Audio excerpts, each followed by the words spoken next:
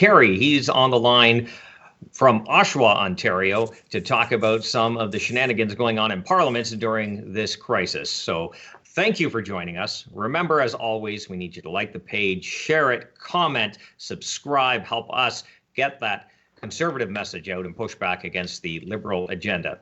And of course, we all know that since we last met, we had a week break from the show. The world has changed quite a bit. The COVID-19 crisis has took us all off guard. We are trying, as every country around this world is trying to figure out what to do next. So that's why we thought it appropriate to bring on Matt Jeneroux, the health critic for the Conservative Party of Canada, just to go over a few of the things that are top of mind to Canadians, as well as some of the developments going on and how things we can do as individuals to help stop the spread of this virus. So Matt, thank you very much for joining us. Yeah, happy to be here, Jamie. It's certainly a time of extraordinary measures being taken right now to encourage people to self-isolate, to stay home.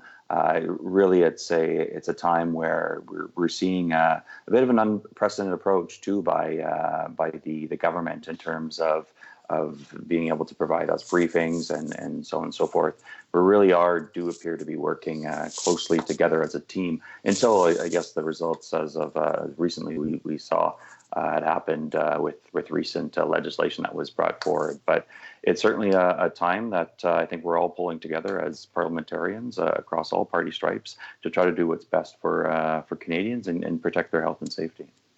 Well, during this whole thing, Matt, it started off, I think, the week that Parliament broke and rose for the March break. It kind of went from somewhat normal on Wednesday to Friday. The whole world was shutting down, basically. How has it been for you to try to get a handle on everything that's going on and then get that message out so that people can listen to the warnings and advice of health officials? Well, let's go back to that Wednesday. We had a caucus meeting. I remember the number of countries impacted by COVID-19 at the time were about 106. We're now nearing 200 countries that have been impacted by COVID-19. So if you go back to that Wednesday, Thursday, I was flying home to Edmonton. Received a phone call saying that there's a chance that the House will adjourn on the Friday and adjourn for a significant period of time, which is essentially where we're at now until April 20th. So the world has changed, as you say, significantly in that period. We're now pushing, I think the latest numbers have us around 2,000 cases, 25 deaths across the country. And that's in stark comparison to what was back at our caucus meeting that was able to provide an update to all caucus. And at the time, we were around, I think it was 300 cases across the country. So it has changed significantly in a very short period of time. So you've been in touch with the health minister on this situation. Maybe you could give us a bit of an update. We've all heard it on the media. We've been reading about it on social media. But a number of questions that I've seen come up is when people talk about self-isolation, what does that actually mean? Does that mean, oh, I've come back from a trip, can I hit the grocery store before I go home? Maybe you could just put it in plain language for us. Yeah, so social distancing, self-isolation are a few words that I don't think were in our vocabulary a month ago. So social distancing meaning 2 meters from individuals. So if you are going to the grocery store, if you are in public walking the dog, for example, those recognizing that 2 meter distance is important. Self-isolation is something that the minister and the public health agency at the time had indicated would occur once coming from a country of high risk origin. So China, South Korea, Italy, being able to at the time self-isolate for 14 days. That's now, as we know, expanded to all countries and making sure that if you've gone outside of Canada, that you're spending that 14 days at home in a self-isolation. So yeah, no stopping at the grocery store on the way. Ask your neighbors, your friends to pick up, drop off some of those items for you. This is really a preventative way to stop that spread from occurring across the country. And it was even last week we saw the the number of travel-related cases were around the 78% mark. They're now at the 48% mark, meaning that about half the cases in Canada right now are because of community spread and not just travel-related spread. So now that we have basically closed the borders to international travel, trade still, thankfully, is moving back and forth. Our supply chains are strong. Our banking sector is intact. I think we need to reiterate that there is no need to panic buy. There is no need to hoard supplies. Even in Italy, where one of the countries most hit, they're still able to get their grocery stores stocked. Yeah, and there's certainly been measures that have been put in place largely by provincial governments, put these measures in place to be able to protect some of that supply chain. And right now, my local grocery store, I know it looks lower on supplies than usual, but there's certain measures that have been taken in this last week and a half to be able to mitigate some of that. So, example, hand sanitizers.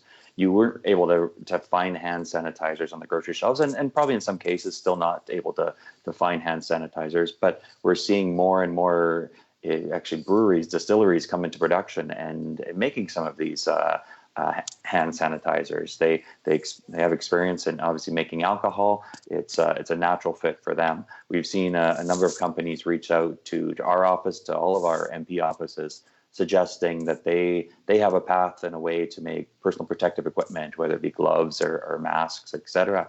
And they're putting that into production. So you've seen in the United Kingdom, outside the box thinking, having car manufacturers start working on ventilators. Those things all seem like they're occurring or hopefully beginning to occur here in Canada, because we do have a shortage of these supplies, and some of the stories that we've been hearing across the country really are quite heartbreaking to hear.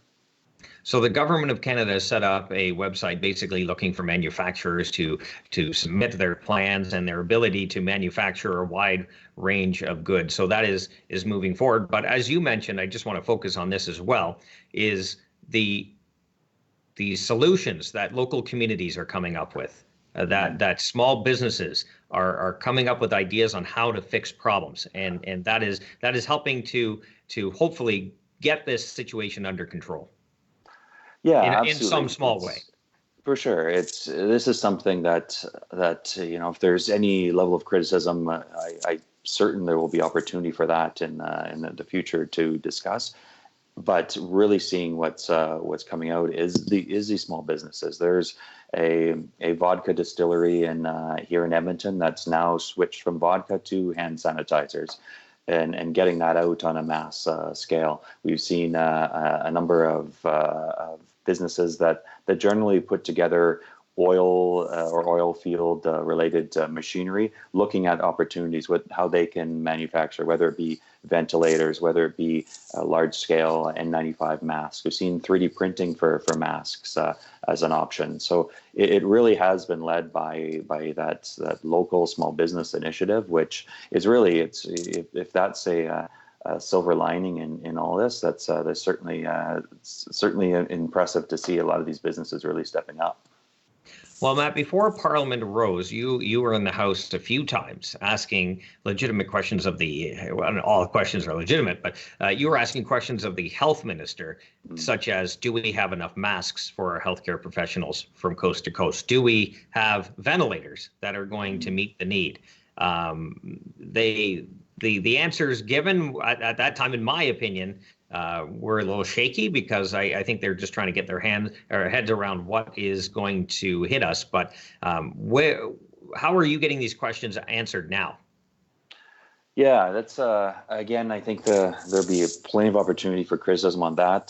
Certainly feel that 6 weeks it took from the first case in Canada to really allow us to have any sort of feel that the government was really taking this seriously. There will likely be royal commissions, and that will go on for years to discuss this. But certainly now we're still the same criticism that it's really just one-way communication. We haven't got that opportunity to sit down at the table, provide what we're hearing from our constituents, provide what we're hearing from stakeholders. We're hearing from members within the government who are public servants who are saying, listen, like, we're not ready. Be able to provide, we go back and provide that to the minister, and this is going back 6 weeks or so. And it was just, oh no, don't worry, we're ready. It was a real, at the time, the approach was really didn't feel like there was, we were getting heard or that we were taking this seriously. So again, there'll be lots of opportunity to critique that, and I will certainly play a leading role in that. However, at this point, I think it is important that we're doing everything we can to get these supplies to people, to get the information out to people, because it's a bit of a critical time here for Canada. So just to reassure our viewers and our listeners, the opposition is working. It may not be publicly as normal in the House of Commons, but you are still able to ask questions of the health minister based on feedback you get from your constituents, from your stakeholders, from other caucus members across the country.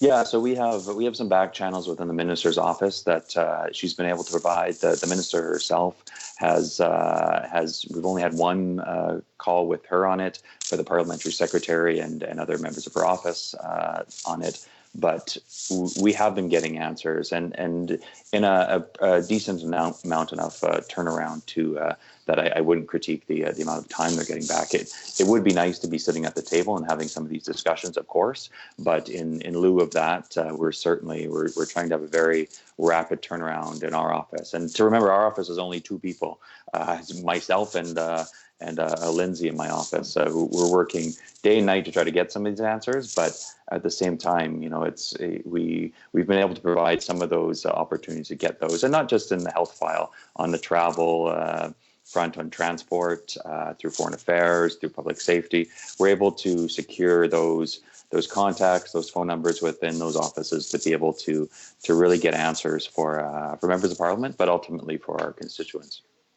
Absolutely. Thank you, Matt Jeneroux. Is there anything else you want to mention before we let you go? I know you're busy. Yeah, no, we're working hard here and making sure that so we get as much information out as possible. But just to everybody, stay safe. Take this seriously. It's want to make sure that we're all doing our part to protect the ones that we love. I'm healthy. I think you guys are healthy as well. But again, want to make sure that we're doing our part to protect those ones that we love. And I guess before I let you go, I know Colin Carrie's waiting to get on. Maybe the pictures we've seen on the media, some around different parts of the country, where people are still getting together in groups that are not adhering to the advice and the warnings of health officials. Is there anything you can say to them to encourage them, if they're listening, if their friends are listening, where you can say, you have to listen, or this will not get any better? Yeah, the widespread audience of Blueprint, I'm certain they're listening. Jamie Schmale, to every word that we're saying. But it is serious. You see those pictures from Vancouver Beach. You see those pictures from Canmore, Alberta. You see those pictures from some of the markets, and just recognizing that it's just so important, and not necessarily for the healthy guys like us, but my grandparents. My grandpa's 92. I'm worried about him. I have constituents who are in a seniors home that won't leave their room because they're petrified that somebody might have come and visited who's not taking this seriously. So again, everybody just taking this seriously. There's the longer that we don't take it seriously, the longer that this will go on. So adhere to the advice of the public health agency when that happens, and that's certainly something that I couldn't stress. Can't stress enough how important that is. Matt Jeneroux, the Member of Parliament for Edmonton Riverbend, from his house in Edmonton. Thank you very much for taking the time to join us today. We have appreciate the opportunity. This is the first Skype Blueprint we've had. So, Matt, you were the guinea pig, and I think it turned out okay. I sure hope so. You're taking on the world here, one Skype call at a time. Well, we'll be doing this again. until this crisis starts to get, we're able to get this crisis under control. So thank you, Matt Jeneroux, our critic, our shadow minister for health. Coming up next, we have Colin Carrie, the member of parliament for Oshawa. He's going to talk about some of the shenanigans going on in parliament today, how the opposition parties, all of them, negotiated in good faith. And then we were hit blindsided last night with this huge piece of legislation that proposes massive and unprecedented powers to the executive branch of our government. We're going to talk about that next. Remember, low taxes, less government, more freedom. That's the blueprint.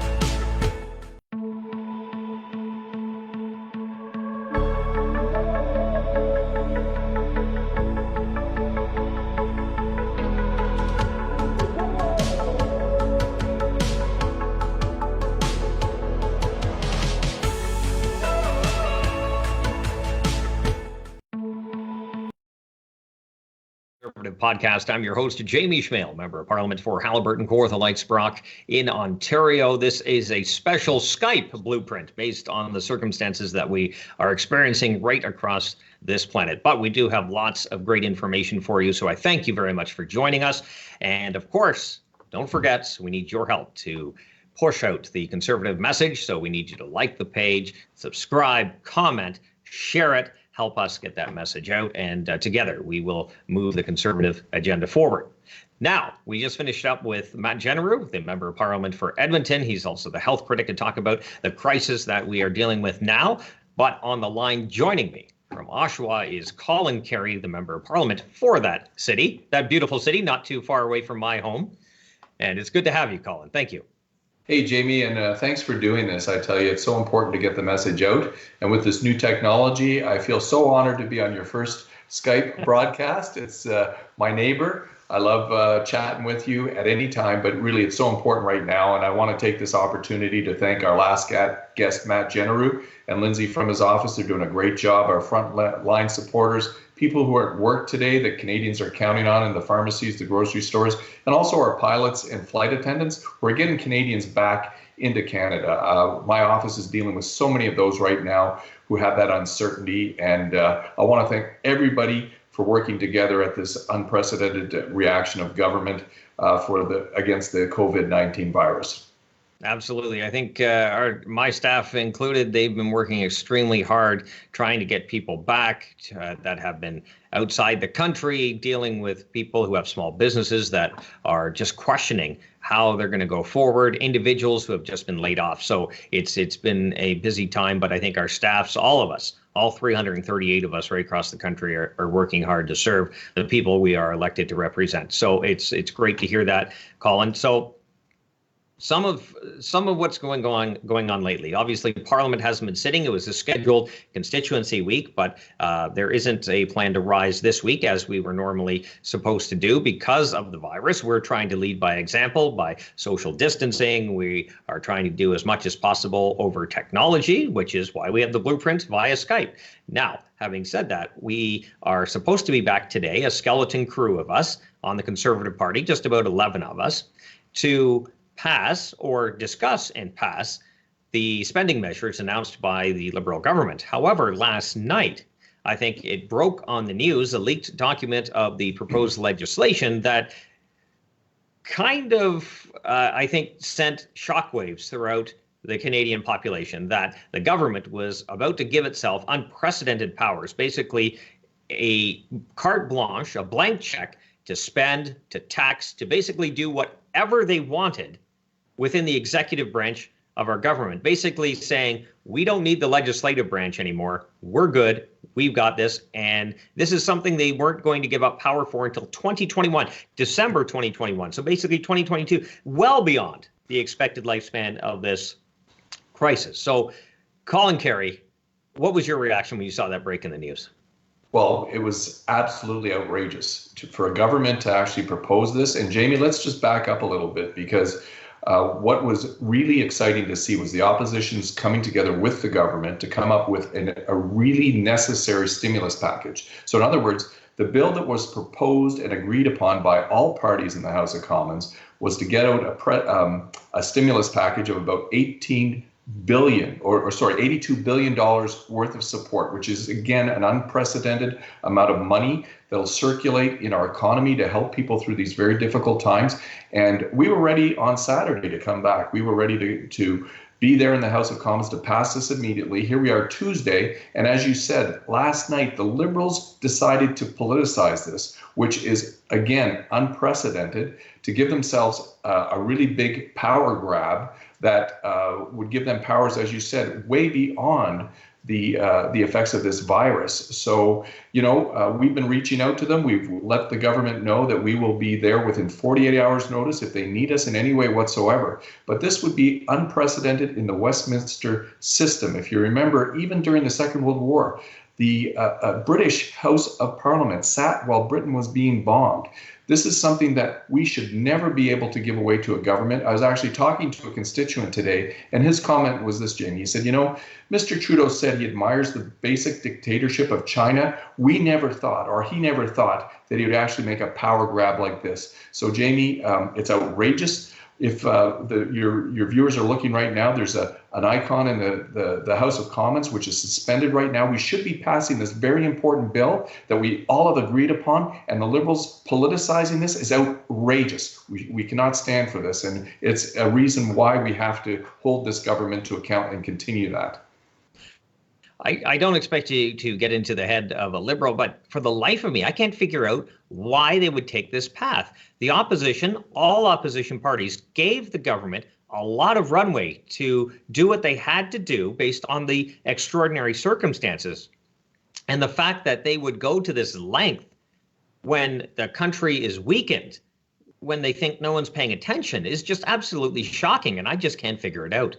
Well, it just goes another example of bad judgment by this prime minister. We've seen weak responses in the last couple of months, whether you want to talk about the horrible plane crash in Iran and the prime minister's reaction to that, bowing down to the Iranian leader. I couldn't believe that. The blockades and the lack of leadership in ending those. That was just a few weeks ago. As you said, this has come on so quickly. And for them to make a grab like this, Jamie, I don't have to explain to you. You were here at the last parliament when they tried with a majority government to block the opposition's every tool that we had to hold them accountable.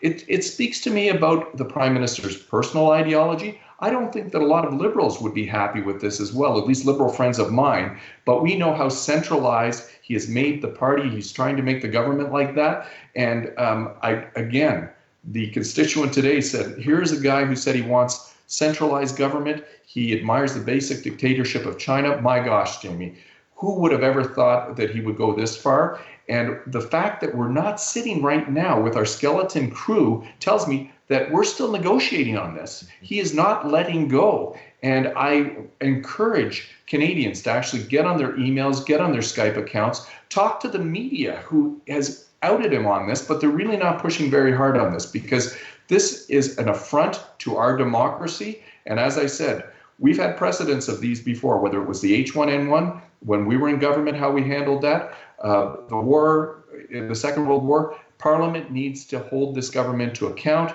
The government needs to allow us to do that and not drop an unprecedented power grab like this at the last minute. It is outrageous. Well, Colin, you touched on it in your opening remarks just a few minutes ago. This is not the first time the Liberals have tried this. You remember Motion 6, which led to Elbowgate. If you remember that might maybe put that together. That was a move by the Liberals to change the standing orders of Parliament. So basically how Parliament works to better suit them and their agenda, which is absolutely shocking. And just to point out, when in the previous Parliament before that, from 2011 to 2015, there were changes to the standing orders, but Stephen Harper, who was Prime Minister at the time, did it by unanimous consent. And that's the way it should be, because if you're changing the rules, everybody should agree. Yeah, and absolutely, Jamie. Again, this is another example of bad judgment by this Prime Minister and this government trying to move something that will be totally unacceptable. Let's put it into perspective right now. Like, you know, Jamie, I come from Oshawa. We had a horrible announcement when the Liberals really didn't want to support our manufacturing sector, but we're having manufacturers step up. The All or Nothing brewery in Oshawa has totally retooled. The Dornan brothers are now making hand sanitizer. I spoke to Jocelyn Bamford of the Coalition of Concerned Manufacturers. They have people who are willing right now to start manufacturing respirators. All they need is this government to make a decision to say, look, we'll give a contract out and we will buy this number of respirators, which we desperately need, and we need them very, very soon. But again, they're playing political games, Jamie. Canadians need this money. The changes in the EI program that they've outlined, that's something that we support. The support for small businesses, this is something that we support. These programs, we need to get it out promptly. Like I said, we as Conservatives were ready to sit even on Saturday to get our guys back for making this legislation pass. They're dithering. They're making political plays on something. This should not be politicized. We need to work for Canadians, all of us together. And I'm so proud to come from a community, and I know your community as well. They're banding together. They're helping people out. They're making sure that they support people in their neighborhood, their friends and neighbors who need help. And right now, to see the government do something like this is outrageous. Well, I, like you, am just impressed with the community spirit. We have service groups that are staffed obviously by volunteers, but they are going out to talk to people, like deliver meals, deliver products to people who may be isolated, the elderly, not able to easily move. And that is just all done organically, all through the work of volunteers. So I think, like you, we want to give a huge shout out to those people that are stepping up to help their friends and neighbors, and that is the Canadian spirit. Yeah, absolutely. And I was so happy. One of our real estate agents, Lindsay Smith, put a Facebook page, and it was to connect businesses, people who are staying open. Like, we know that Mr. Ford has taken a leadership role on essential businesses, but restaurants that are still able to serve meals to people who can't prepare these meals for themselves. They're still giving takeout, they're deliveries, things along those lines that are available. We're coming up with very innovative ways of helping out our neighbors, because right now, Jamie, this is an uncertain time. It's an unprecedented reaction of governments, but this is about saving people's lives. And Jamie, this is a personal thing. My mom is 91 years old, and I know you have family members who are immunosuppressed or elderly. These are the populations that are going to be mostly affected, and that's non-negotiable. When Canadians are looking at something like this, the public health system, it's not negotiable. If we can save a life, we're gonna save somebody's life. But you can work together with the economy to work with our manufacturers who want to get these respirators out and about, the ones who are taking innovation, support them through these packages that the government's come up with. But if they're not going to pass it, if they're going to play political games here, Jamie, this is totally unacceptable. We need to get that money out. What we learned, remember in 2008 and 2009, we can put together a stimulus package that made Canadians go into that recession, the last ones to go in, the first ones to come out. We came out ahead of the game. But this government repeatedly is making poor decisions, poor judgment, and to play political games with something like this. Our members came back to Ottawa. They should be in the House debating this bill right now and passing that bill so that Canadians can get the help that they need. Well, now we know why they didn't want to pass this piece of legislation or debate it on Saturday, because they knew what kind of bombshell and language in that document that no opposition party should support. Not at all. That's the thing. And that's what I don't understand, Jamie. We agreed to all these measures.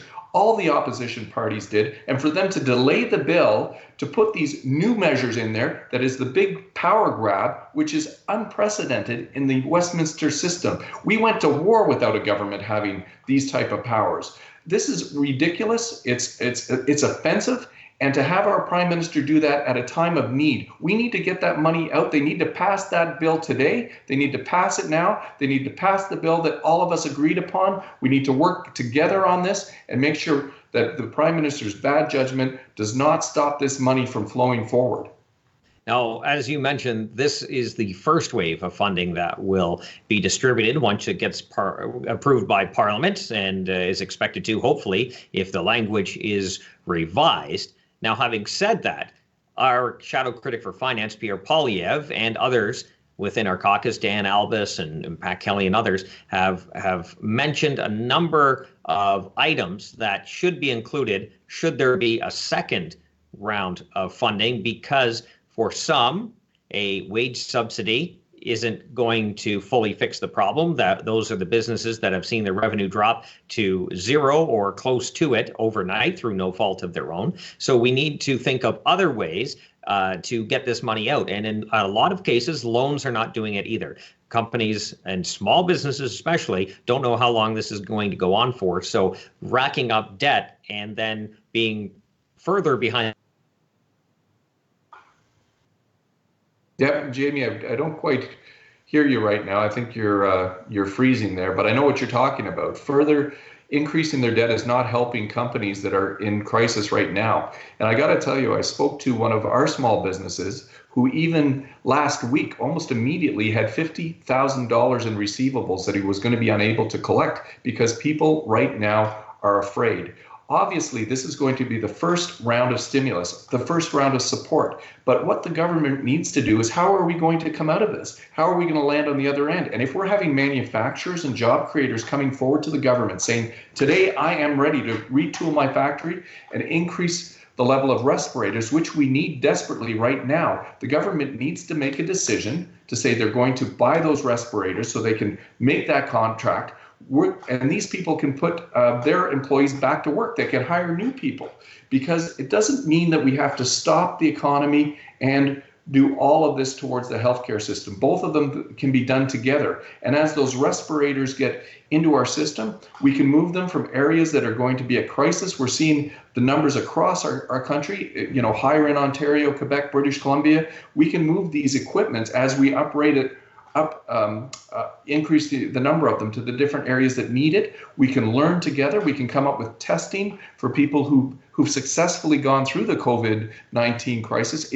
If somebody has it and they get through it, well, they can probably get back to work. Some of the young people that aren't going to be negatively affected, they can get back to work, and then we can focus on our elderly and people with immune systems. We need to find a way out of this, Jamie, because this is not the first time it's happened, and it certainly isn't going to be the last time. But this government has to make decisions, and they have to make decisions yesterday. They can't be delaying it through playing political games like they're trying to do right now, which again, I say is shameful. It's outrageous. We were ready to pass it on Saturday. Why are we still talking about this on Tuesday? They need to get over it and get that bill passed. Colin Carrie, before we let you go, any last parting shots? I know you just let it rip there, but anything else you'd like to add You had mentioned thinking outside the box. What about using medical students that were kind of coming towards their end of school? You came up with a number of ideas there. Yeah. And why not converting some of these hotels maybe into temporary healthcare facilities? We have a great military in this country that we could utilize for some of the transportation. Maybe we could look at this more of a precision type of event, that we need to ramp up hospital beds. We know we need more hospital beds. Why not getting the infrastructure that we have in place and ramp it up and utilize it as best to its possibilities? Like you said, we have medical students that right now schools have stopped the students to be able to go. Like, they've suspended their schools right now. Some of them can't even write the board exams, but they've graduated. They're perfectly competent healthcare professionals. They're young. They probably won't get affected by this virus like many other people. Why not see if we can get these people working right away? They're happy to do it, and God bless them, because when I go out getting my groceries, please, when you see somebody out there working, these healthcare professionals wake up in the morning and say, my gosh, I hope I don't get this and bring it back to my own family. I was talking to a flight attendant who lives with her 78-year-old father-in-law. She is going out and getting herself into a steel tube with 300 strangers that are most likely ill. They're taking on risk to themselves to help Canadians. So this government, it's up to them to stop playing political games. Listen, we'll work with them throughout this entire period. We'll recall Parliament. I say within 48 hours, we will agree, we will work with them, but please don't play political games. Let's get this legislation passed today so that Canadians who need that support will get the support. And we'll be back again, Jamie, for that second, third, fourth transfer, whatever it is, because we can't put a price on human life. We have our friends, our loved ones. And like I said, my own mom, 91 years old, she's not negotiable. We need to support these people and do what we can. Well said, Colin Carrie, Member of Parliament for Oshawa. Thank you so much for joining us here on the special edition of The Blueprint via Skype. Obviously doing our part to keep social distancing and adhere to all the warnings from health officials. So thank you very much, Colin. Good words. Thank you. We appreciate your time. Thank you very much. So we're going to, again, try to keep up the Blueprint as often as possible. We might do a few more special episodes here and there, depending on what is going on and what information needs to get out as quickly. So stay tuned. We will do our best to give you fair warning that special edition will be coming up. But otherwise, it's Tuesdays at 1:30 Eastern Time. We thank you very much for joining us. And don't forget, we need your help to share this, to comment, to subscribe, help us get the message out, and we appreciate everything you have done. So remember, this is The Blueprint. Low taxes, less government, more freedom. That's The Blueprint. Thanks for joining us. Thank you.